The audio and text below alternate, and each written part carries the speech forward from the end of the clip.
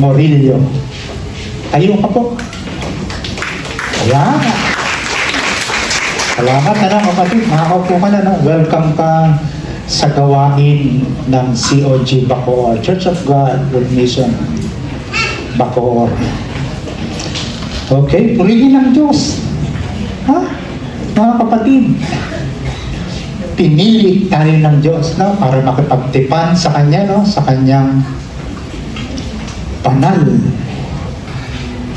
na pagtitipong katulad nito. Hallelujah.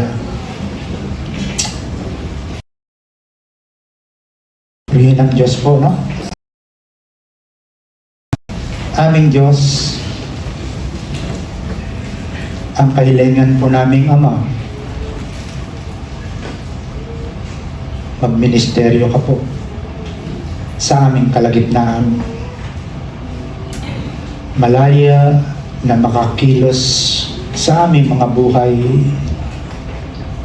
ang Santong Espiritu, ang iyong mga salita. Salamat po, Ama. Ikaw po ang aming dakilang guro na siyang nagtuturo sa amin sa lahat ng aming gagawin o iisipin, Panginoon. Salamat po. Sa iyo ang papuri, Amang Banal, sa pangalan ni Jesus. Amen. Amen. Amen. Okay, kung naaalala niyo po, no, yung mga nakalipas po nating pag-aaral, ay muli, meron po tayong mga babalikan, ano? Instruction po ang Diyos through Apostol Pablo dito po sa aklat ng Efeso. Babalikan lang po natin yung Ephesians chapter 12 kung papaano po, no? Kung papaano ang Diyos po ang kumikilos, ha? Sa atin. Hindi tayo po ang kumikilos para sa Diyos, kung hindi ang Diyos ang kumikilos para sa ating lahat. Upang pag-isahin tayo, no? Sa iisang pananampalataya, mga kapatid. At ang Diyos po, kung naaalala yung nagbigay siya ng iba't ibang mga kaloob sa ating lahat. Mga kapatid, balikan po natin, no? Allow me, ano, pag ipahintulot niyo po, nabalikan ko po ang verse 11 po ng chapter 4. Punta tayo, kapatid. Kung paano nagkaloob ang Diyos Amang nasa langit sa bawat verse 11, kapatid. Punta ka lang sa verse 11. Kung ano ba tong kaloob na ipinamahagi ng Diyos sa ating iglesia. Ang mga tinawag, yan, ha? Binigyan niya ang ilan ng kaloob upang maging mga apostol,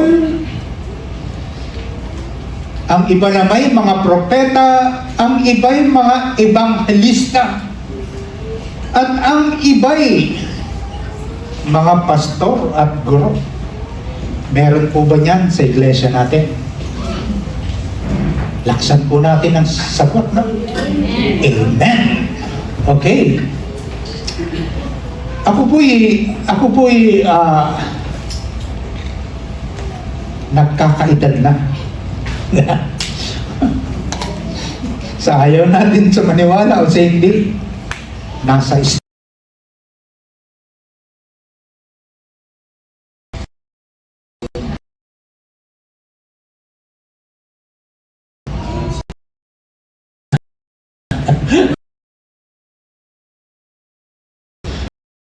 ano, hindi po mga kapataang lalaki at medyo may edad na lalaki at medyo senior na po.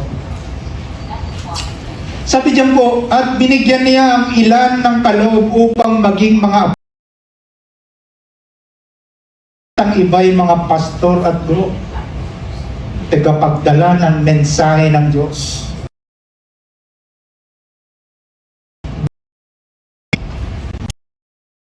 Na mga taong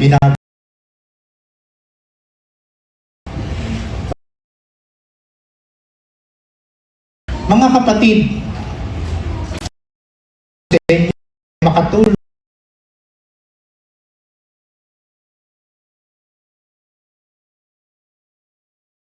bilang kamanggagawa niya.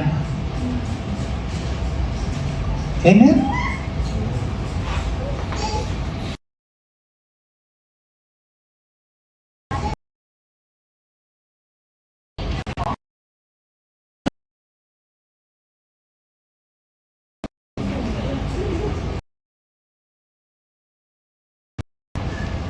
Okay, sasabihin ko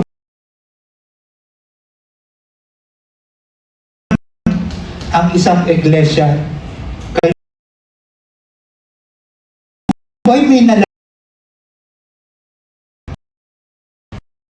nang tayo po ay isilang sa mundo, may nalalaman na po ba tayo? Wala po kaming nalalaman. Ang instruction ng Diyos, humakbang ka lang. Pasulong, hindi patras ha. Ayaw ng Diyos ng patras. Gusto niya pasulong ang iyong commitment.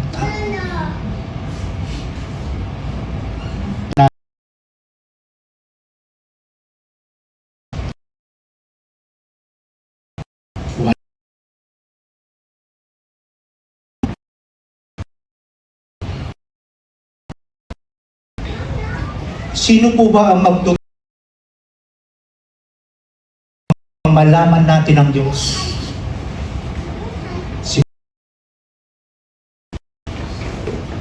Hindi po.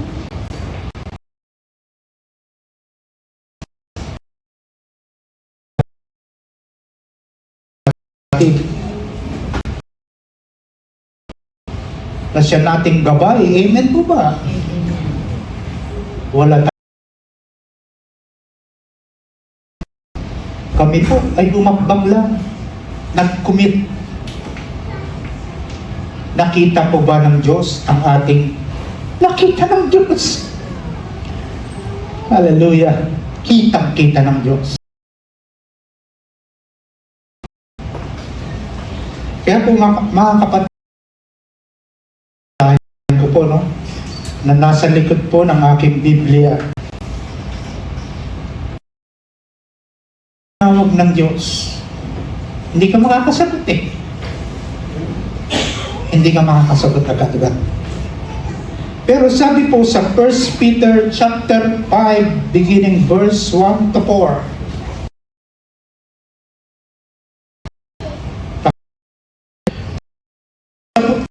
sa matatandang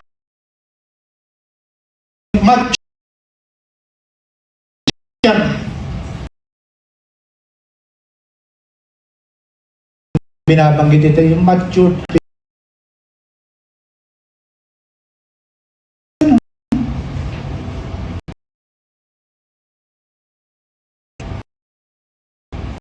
na tulad ninyo bilang saksi sa mga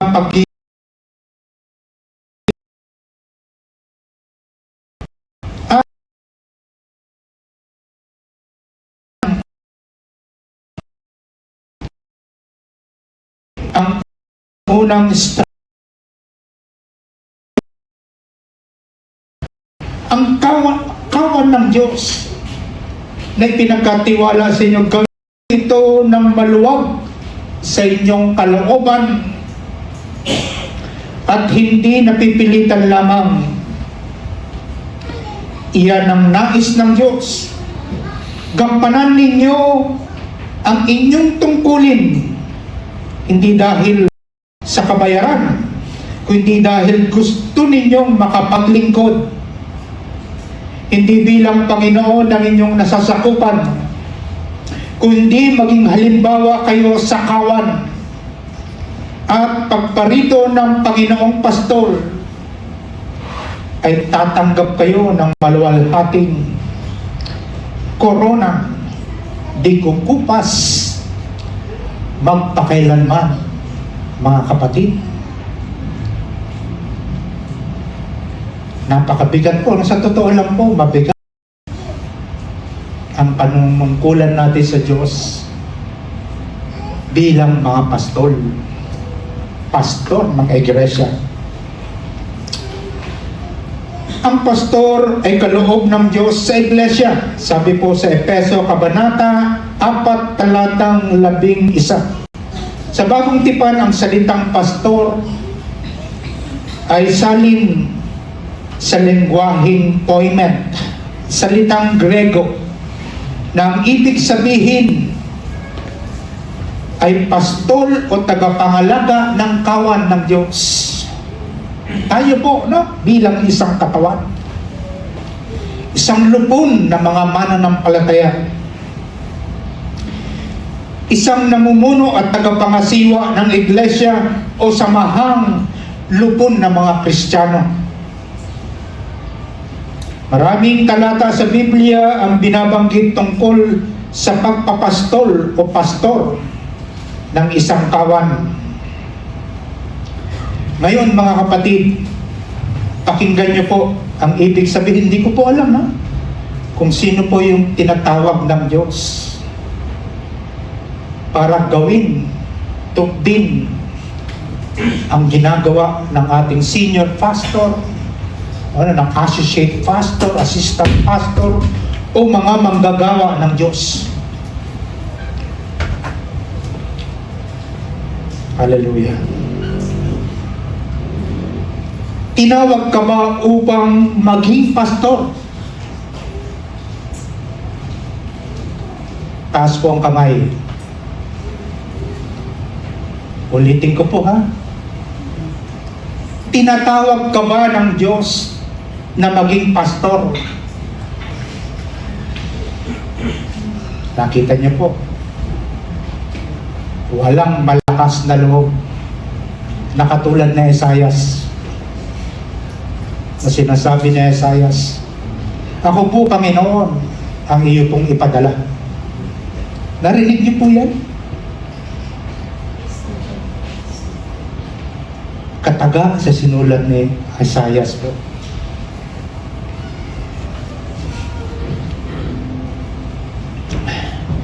Tinawag ka ba upang maging pastor?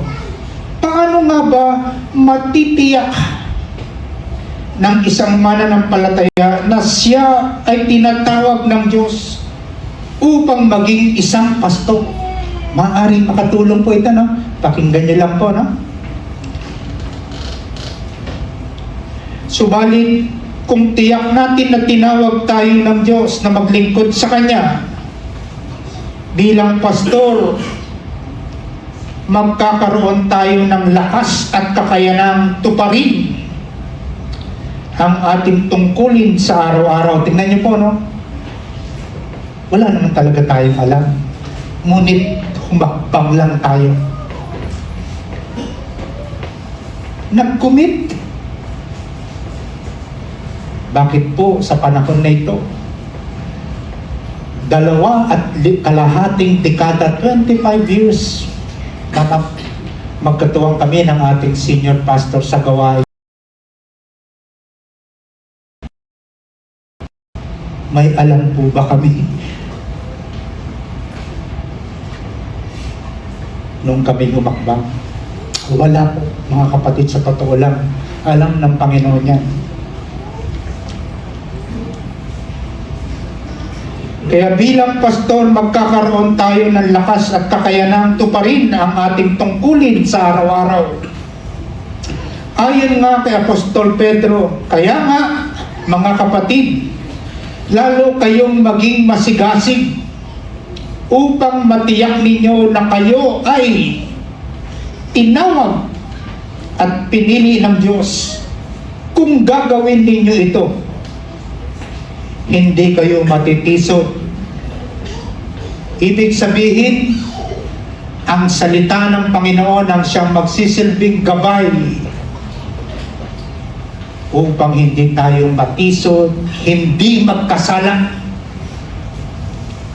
sapagkat ipinapaalam ng Panginoon ang kanyang salita sa inyo na mga tinawag para magpastor.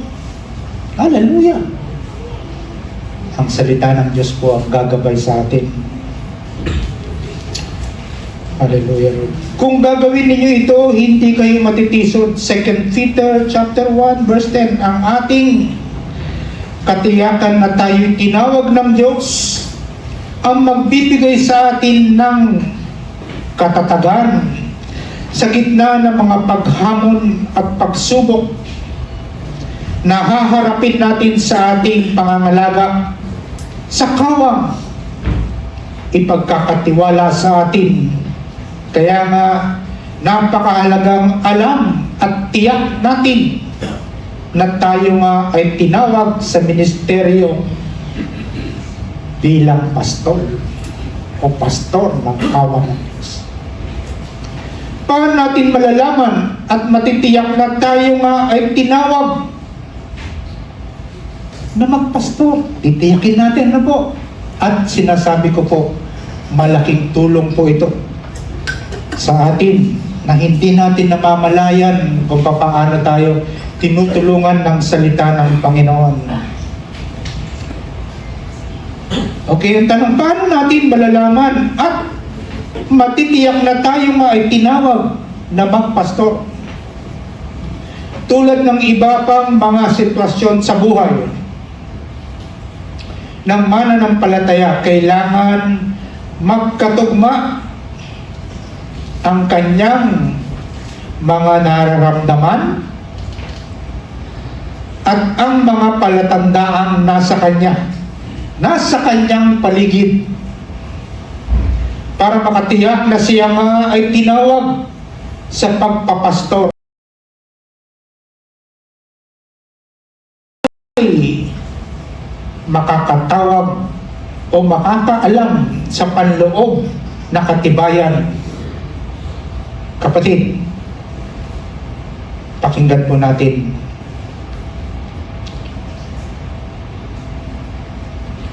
internal evidence.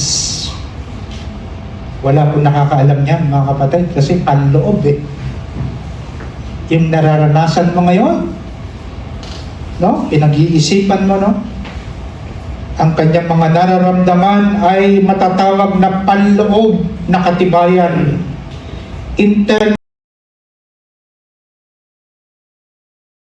Ang mga sinasabi sa kanya ng kanyang kapwa mananampalataya. Meron po ba kayo napapakinggan yan, mga kapatid? Sa'yo, may binabanggit ba ang mga kapatiran? Amen po ba? Baka po kayo ay madalas nilang mabanggit na si ganon, si ganito, no? Si Juan, si Pedro, ay maaaring maging isang pastor. Hallelujah. Ano ang mga halimbawa sa panloob naman po? Panloob, panlabas. Ano po? Kayo lagi ang tinatawag ng mga leader. Si Juan, si Pedro, eto. Yan, pambira. Narinig niyo po ba yan, mga kapatid? Ano ang mga halimbawa ng panloob? External, internal po, na katibayan. Isa sa mga mahalagang katibayan ng pagkatawag ay ang pagkakaroon ng malasakit sa ibang tao. Yan po yung makakitaan niyo po, no? Nagkakaroon siya ng malasakit sa kanyang kapwa mananampalataya. Amen. Pagkakaroon ng taus-pusong pagnanais na sila ay aruguin, gabayan at bigyan ng pagkain espiritual. Mayroon ba tayong puso ng isang pastor? Parang ba yung habag ng Diyos ibinigay sa atin? Concern tayo po, no? Hindi po tayo pakialamero. Huwag po natin gamitin yung salitang pakialamero. kung hindi nagmamalasakit po. Nagmamalasakit sa ating kapwa. Hallelujah. Ilang mga katanungan na maaari nating panghawakan, makatulong upang matiyak natin kung tayo nga ay may pusong pastor.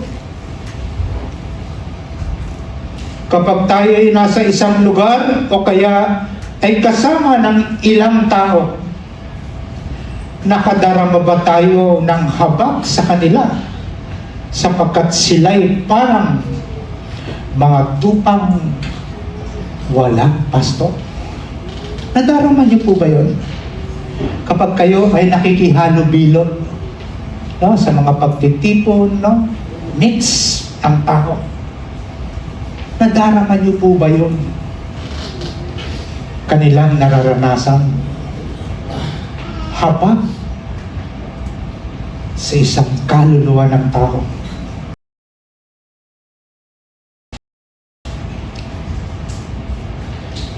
Masidiba ang ating pagnanais sa Diyos sa panahon ng ating mga pagbubulay-bulay at pag-aaral ng Kanyang salita. Amen po ba? Hindi po ba yun? Matapos tayong mag-aral ng salita pa ng ating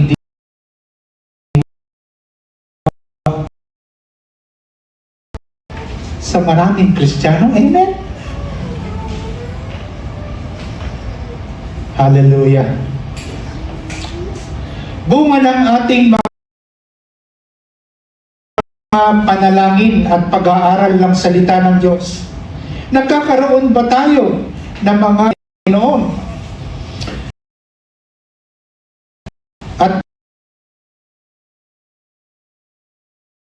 sa mga kaanib nito, katanungan makakatulong sa atin upang higit na maunawaan natin ang tawag ng Diyos. Kapatid, ikaw ba'y tinatawag ng Diyos bilang pastor?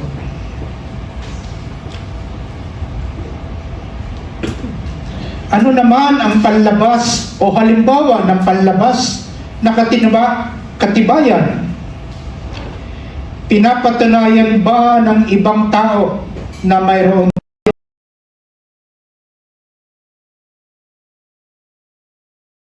at pagtuturo?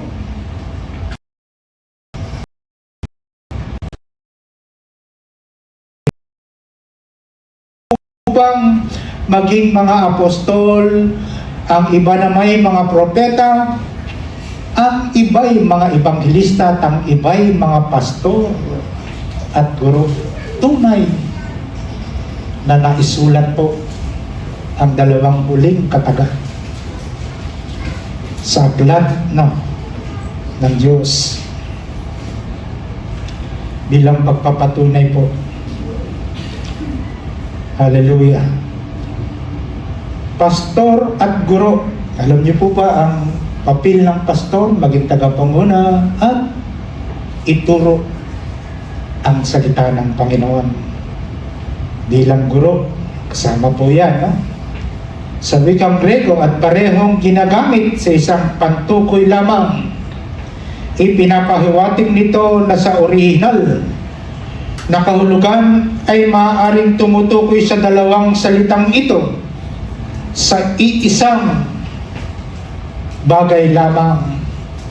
Kung gayon nga, ang pangunahing tungkulin ng pastor ay ang gabayan ang kanyang kawan sa pamamagitan ng tamang pagtuturo sa kanila ng salita ng Diyos, ang Biblia. Sa pamamagitan ng pagtuturo, nilalayon ng pastor na patibayin ang bawat kaanib o lupon ng iglesia upang sila man ay maglingkod rin sa Diyos. Ang iba't ibang kaparaanan na lalong magpapatatag sa iglesia at sa kanilang relasyon sa Diyos. Ito ang pinakalayunin ng pagtuturo ng pastor. Nakikita ba sa ating kapwa mananampalataya, lalo-lalo na ng ating mga pinuno, na pagtuturo at pagpapaliwanag ng salita ng Diyos? Ang patotoo ng ating mga kaibigang Kristiyano, kapatiran po, pagpapatotoo nila, na mga membro ng Board of Deacon at ng Board of Elders. Yan po nung pinapatupad po yan sa COG Bacoor. Ang lupon po ng mga deacon, ng ating iglesia, at ang elders, ang mga nakakatanda. O ano pa man, ang inyong tawag sa lupon ng mga pinuno, ang inyong iglesia, at ng inyong mga sariling pamilya. Nalalaman po yan ng inyong mga pamilya, mga kapatid. Ano po, ayoko lang po mag-mention ng pangalan. No? Hayaan natin ang Diyos ang siya pong kumilos at tumipo kung sino ang karapat-dapat sa kanyang paningin at sa kanyang pandinig. Amen. Okay. Paggawa ng desisyon kung ano nga ang tinatawag ng Diyos na magpastor o hindi. Ang patotoo ng isang sariling pamilya ay angkop lalo-lalo na para sa mga may asawa at itinataguyod na pamilya, bagamat isang mabuting adhikain ang magpastor at maglingkod sa Diyos. Ang maling pagbasa at pagkaunawa sa mga palatandaan ng pagkatawag ay madalas na nagbubunga ng problema sa pamilya at sa mga relasyon mag-asawa. O, tignan nyo, no, dapat pala, kung ako po'y tinawag na pastor, kailangan sumangguni ako sa aking pamilya upang lahat po ay napag-uusapan. Kasi nga po, may mabigat ka. Meron siyang mabigat na relasyon na maaaring ipatong sa iyo ng Diyos. Mga kapatid, totoo po yan. Hallelujah. Tandaan natin na walang saysay ang mahusay na pagpapastor. Hindi po tinitingnan ng Diyos ang kahusayan mo. Sa ibang tao, kung bigo naman, bigyan ng direksyon ang kanyang sariling pamilya. Magaling ka nga magpastor, magaling ka mag-preach. Pero kung bigo ka naman sa iyong sambayan, sa iyong pamilya, mga kapatid, napakaraming babalansain. Titimbangin natin lahat. Amen? Pumapasok tayo sa mabigat na responsibilidad na para bagang ang pagpapastor ay bawal magkasakit, bawal mag-absent. Tama po ba? Na kailangan nandoon ka lagi sa loob ng iglesia.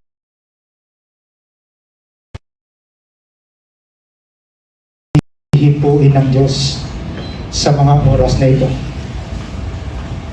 Okay. Kung walang panloob na katibayan na tinatawag na tayo ng Diyos upang magpastor, maaaring nadadala lamang tayo ng ating sariling pakiramdam. Bunsod ng mga sitwasyong kasalukuyan kinakaharap. Sa kabilang banda, kung walang panlabas na katibayan o walang malinaw na patotoo ang isang tao tungkol dito o tungkol sa atin, maaaring pinipilit lamang natin ang ating sarili sa ministeryong ito. Parehong mahalaga ang dalawa. Ang dalawang ito at kailangan magkatagma. Ang panlabas at panloob na anyo ng isang tao. Hallelujah. Kailangan po magkatugma ang dalawang katibayang ito, panlabas at ang panloob na katibayan, upang makatiyak tayo na tinatawag nga tayo ng Diyos upang magpastor at hindi itinutulak lamang ng ibang tao o ng ating sariling ambisyon. Higit sa lahat, pag-isipan, ipanalangin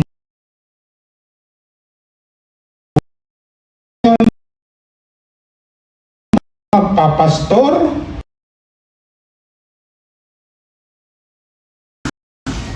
ang iba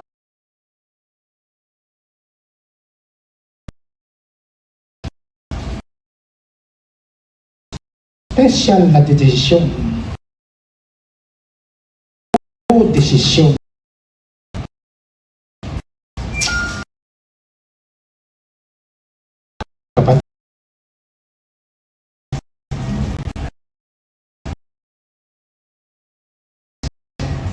At maging sa kahuli-hulihang tinawag na apostol ng Diyos, si Pablo.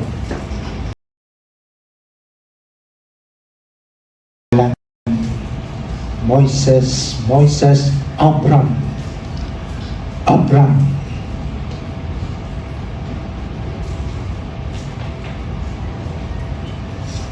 at si Pablo. Hindi niyo na po mapapakinggan yun. Pero yun po ay naitala sa Bible. Tawag sa iglesia ito. Amen. Ito po napakasigla po ng ating iglesia. Mga kapatid, naitala po yan, no? Sa ating tinatalakay at magpasa hanggang ngayon, no? Kaya tuloy lang tayo, mga kapatid.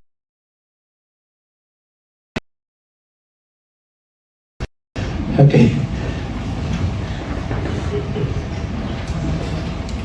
Sa ating babalikan. Praise the Lord.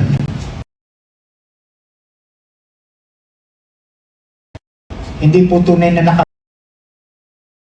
kalooban, naaalala niyo po ba yun, no? Ang kalooban ng mga bago may buhay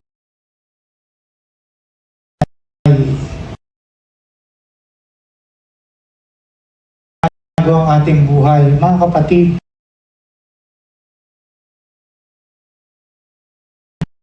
ng bagong taon, no? Bagong buhay.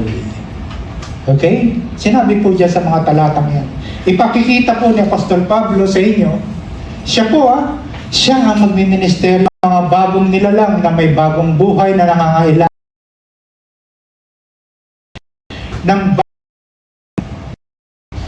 na tunay na binago ng Diyos ang ating buhay. Sa mga sumusunod na talata, ang mga napalataya, sabi po ni Apostol Pablo, umiwas sa malaswang ni Apostol Pablo sa mga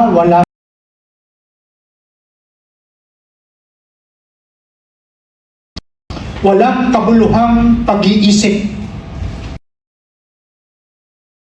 Sukatin po natin. Hindi po kami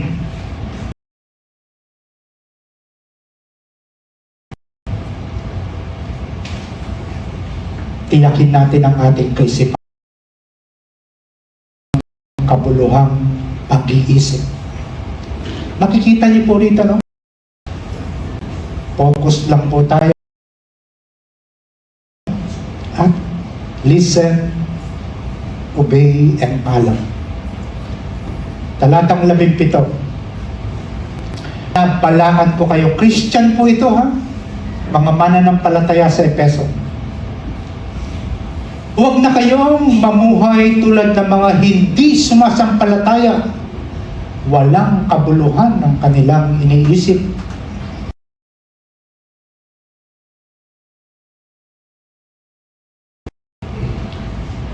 Matigas ang ulo at puso.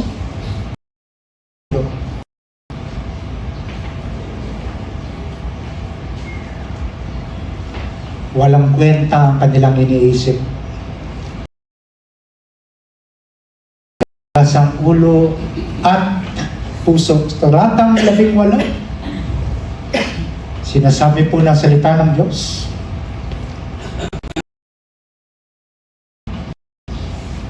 Tignan niyo po, hindi nakikinig.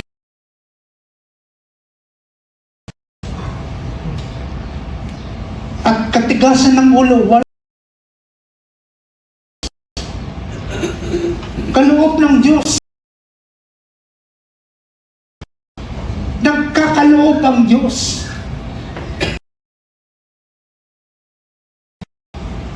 Pero tignan Pablo, kapatid ko. Next. Sarado ang kaisipan. Opo, nagsasara. Dumaan man dito yan, hindi makapasok. Dito po, sa puso, lumalabas kagad, parang nagdaan lang sa kanya. Ang salita ng Panginoon, sarado ang kaisipan. Next, kapatid. At wala silang pangunawa. Wala. Pawang katotohanan po ang salita ng Diyos. Alipin ng kahalayan, namamayani po yan, namamayagpag po yan. Pag makikita niyo po yan. Sa sanlibutan, no? Namamayagpag ang salitang kalaswaan. 19. Sila'y naging alipin ng kahalayan at wala silang kahihiyan. Sa totoo lang po, no? Kapal na. Ang kapal na. Alipin ng kahalayan at wala na silang kahihiyan. Wala na kundi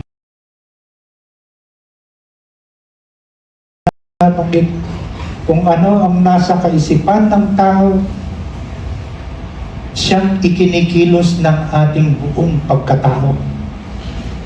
Amen po ba, mga kapatid? Ang isip ang nagpapagalaw sa atin.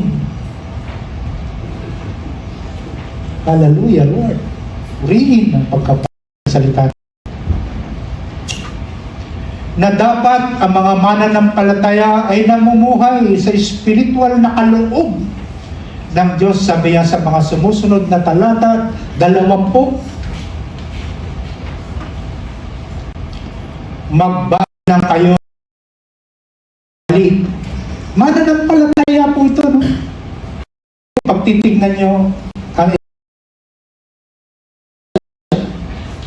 ang kalakaran na iglesia, hindi natin alam kung saan sila nanggagaling. Amen po ba? Kaya ang salita ng Diyos patuloy at patuloy na nagpapaalala sa atin.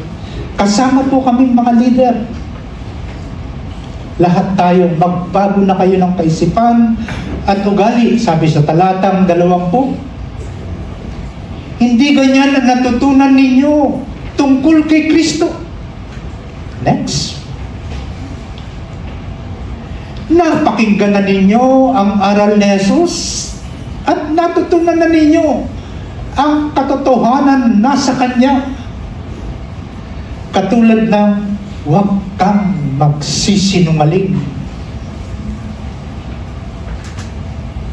Huwag kang mangangalunya. Igalang mo ang iyong ama at ina. Mga katuruan po yan. Maging sa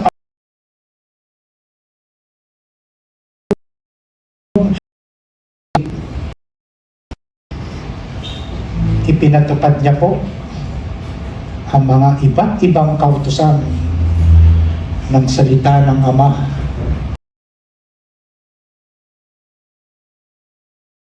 Ninyo tungkol kay Kristo, ninyo ang katotohanan nasa Kanya. Susunod na talata. Iwan na ninyo ang dating pamumuhay, mga kapatid. Iwan na ninyo. Hubarin natin po, ha.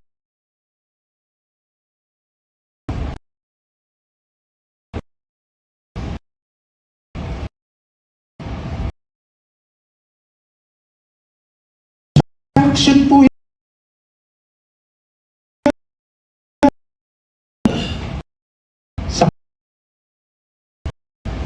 Hubarin na ninyo ang inyong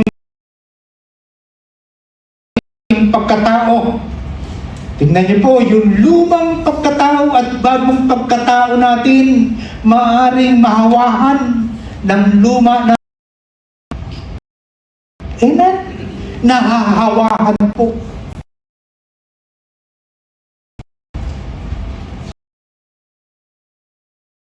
Mga o sa masasamang pagnanasa. Tingnan natin po, wala na pong puwang ito eh. Ito po yung makasalanang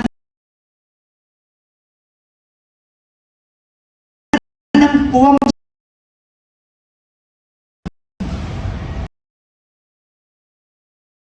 ng Panginoon.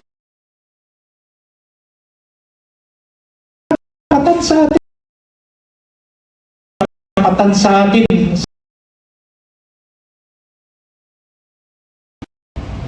ay walang iba kundi ang Panginoong Jesucristo na napako at kasamang naipako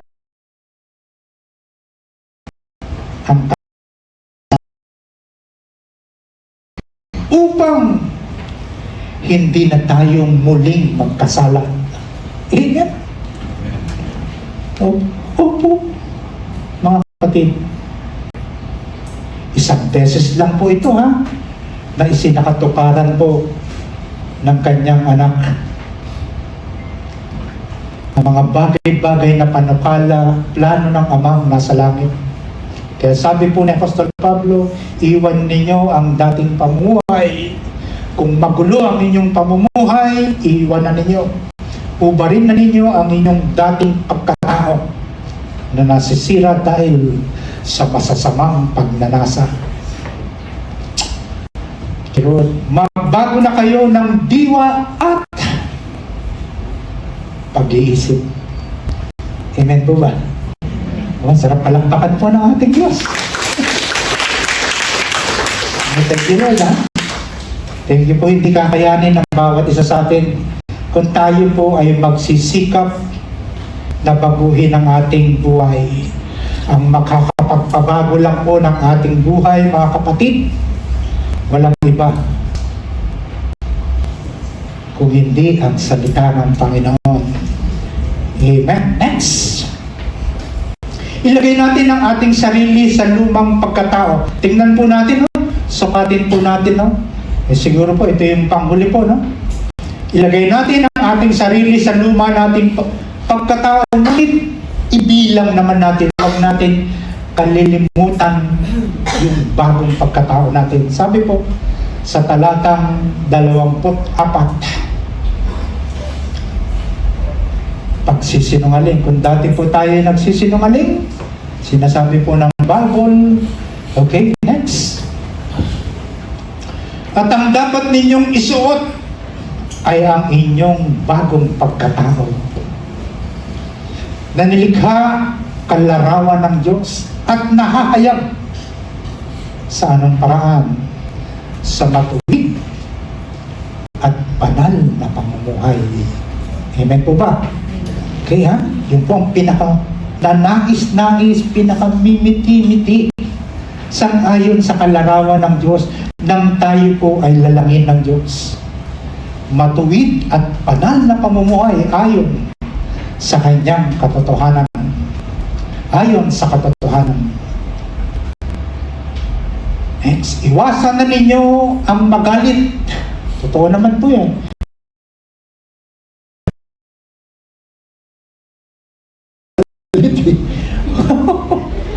Oh, pero meron pong sinasabi. Kung magagalit man kayo, iwasan ninyo na kayo'y magkasala. Yan, ha? May nagagalit po, parang parang dinosaur.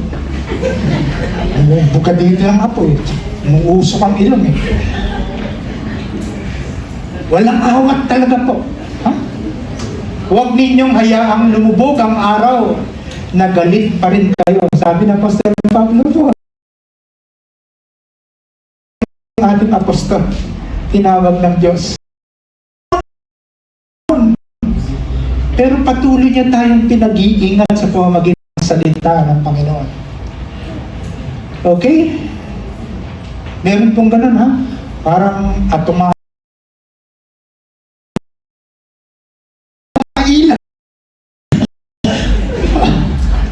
Oh, totoo po yan ha? Natatawa kayo, totoo yan, di ba? Okay, next. Huwag ninyong bigyan ng pagkakataon ng diablo. Tingnan niyo po, ha? Sabi diyan, huwag ninyong bigyan ng pagkakataon ng diablo sa ating buhay. Next.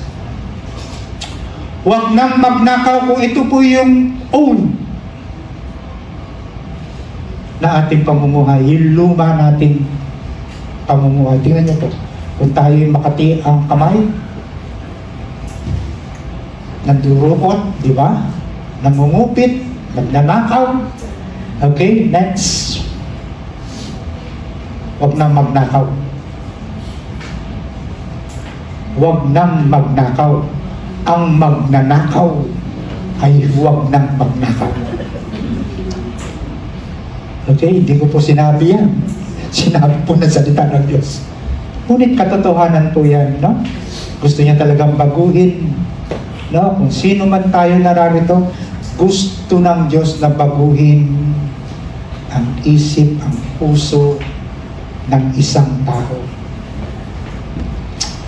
Hallelujah. Next. Huwag magsalita ng masama. 29a and 31. Huwag kayong gumamit ng masasamang salita. Next.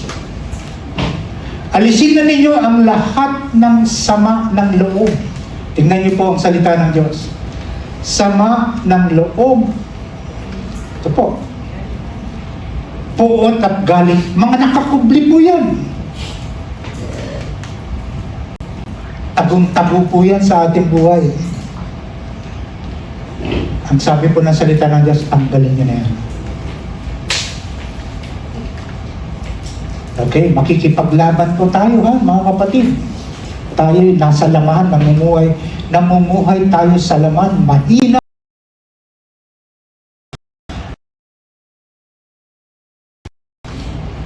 Lumalakas tayo. Amen po ba?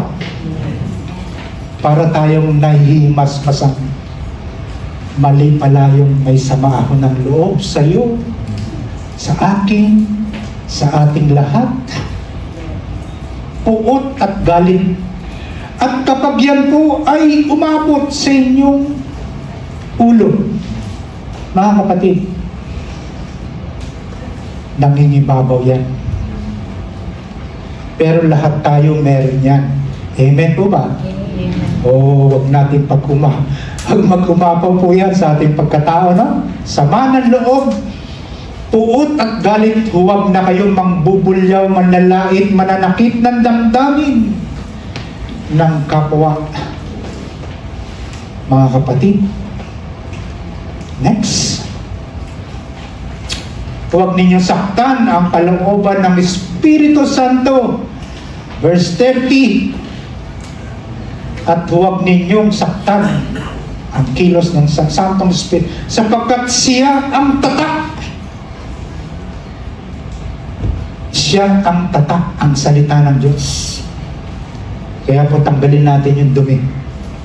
Puot, galit, sama ng loob. Tanggalin na po yan. At hayaan niyo po siya ang maghari sa ating buhay. Sapagkat siya ang tatak ng Diyos sa inyo, ang katibayan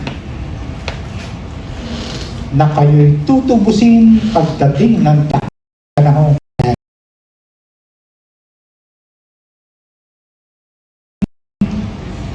Ang bagong pagkatao. Ngunit, ibilang natin ito. Dito po ako magsasara sa talatang 25. Amen. Magsabi ng katotohanan. Kung tayo po, sa 10 salita na ating binitiwan, may isa pang tumama. Okay. Tingnan niyo po.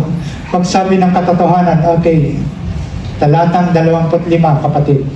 Dahil dito itakwil na natin ang pagsisinungaling at tayong lahat ay magsabi ng totoo sa isa't isa, sapagkat tayo bahagi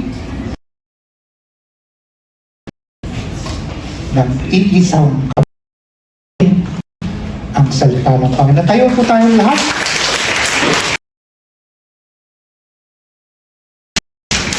Okay, sa Friday po Friday night. Purihin ng Diyos, no? Na mga nagsisidalo sa pang-Biyernes na panambahan natin. Kaya po ako ay nananawagan sa inyo, mga kapatid, na tayo po ay makiisa, no? Sa ating weekend worship service every Friday, 7:30